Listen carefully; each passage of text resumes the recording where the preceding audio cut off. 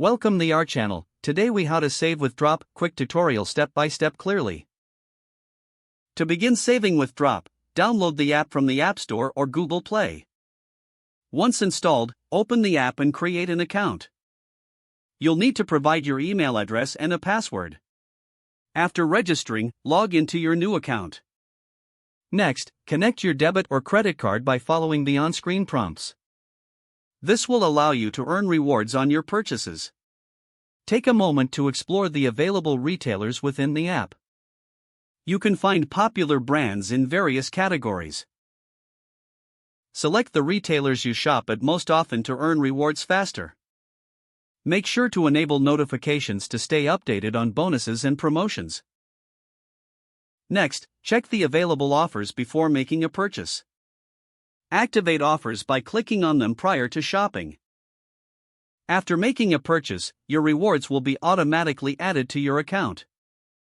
You can track your rewards progress in the app's dashboard. Once you've collected enough points, you can redeem them for gift cards. Select the gift card option and choose from various retailers. Keep an eye out for special promotions that can boost your points. Share your referral code with them to help both of you save more.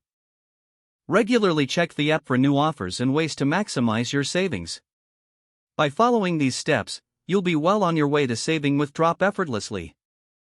If the page does not load, refresh the browser or try again in a private or incognito window. Make sure you are using the correct email address, then retype it carefully to avoid small typos.